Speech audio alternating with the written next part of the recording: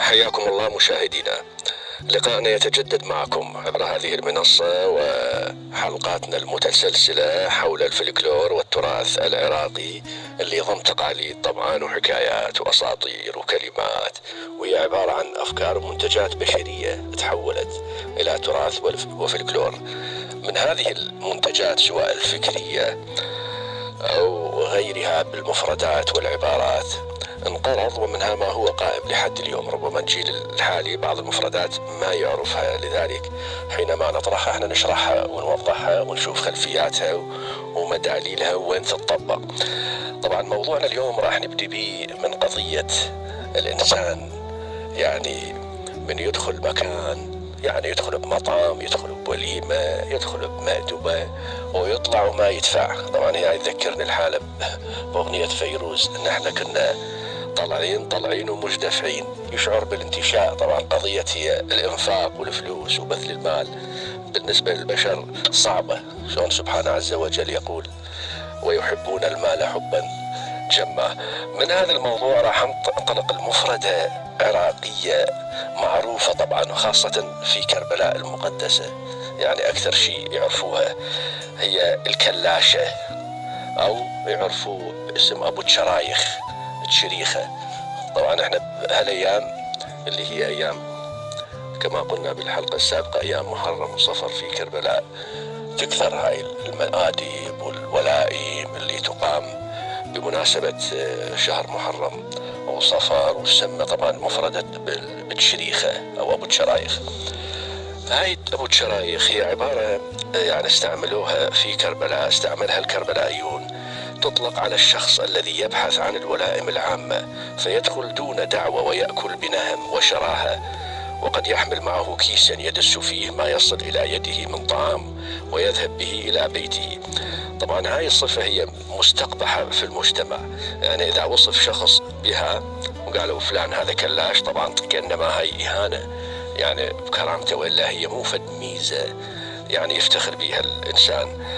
طبعا كربلاء حسب ما يذكر الكربلائيون القدماء اكو مجموعة معينة عرفت طبعا من هؤلاء اطلق عليهم الكلاشة، يعني الشريخة واحد وهؤلاء يطلق عليهم الكلاشة او ابو الشرايخ، بس الكلاشة هي اكثر شيء يعني مشت وياهم.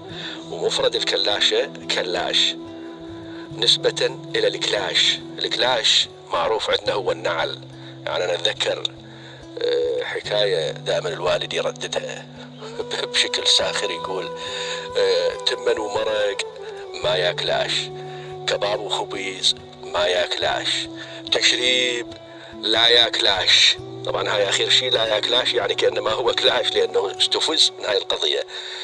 والكلاشة هؤلاء أشبه شيء في سلوكهم بسلوك الطفيليين في المجتمع العربي القديم، نسبة إلى شخص يسمى طفيل. طفيل هذا إذا نرجع للتاريخ هو طفيل من بني عبد الله بن غطفان، كثر منه الإتيان إلى الولائم بغير دعوة فسمي طفيل العرائس، ثم سمي من اتصف بعد بصفته طفيليا.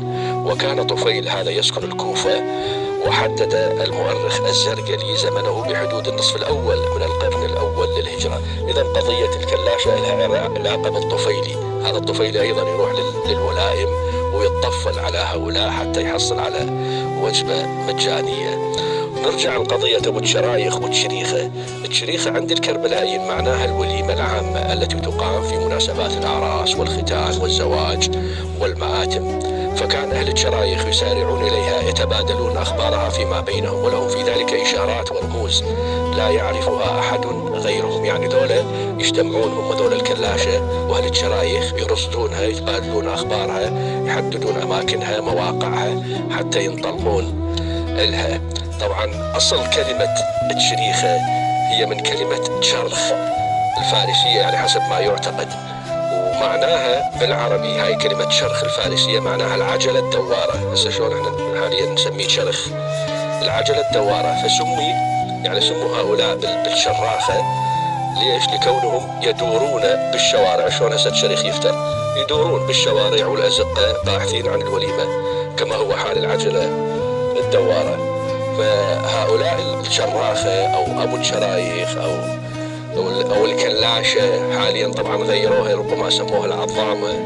ذولا حتى حاليا يعني بوجود السوشيال ميديا ومواقع التواصل الاجتماعي سووا لهم موقع خاص حسب ما افتهمنا مؤخرا حتى يرصدون بها الولائم والمآدب والشرايخ، يرصدوها حتى يروحوا لها. ولو هسه بوضعنا الحالي ما شاء الله الأكل مبذول والطعام موجود في كل مكان، وما صارت القضية هي صعبة بالنسبة للإنسان، ونشوف احنا بعد كل وليمة قد أكل يبقى.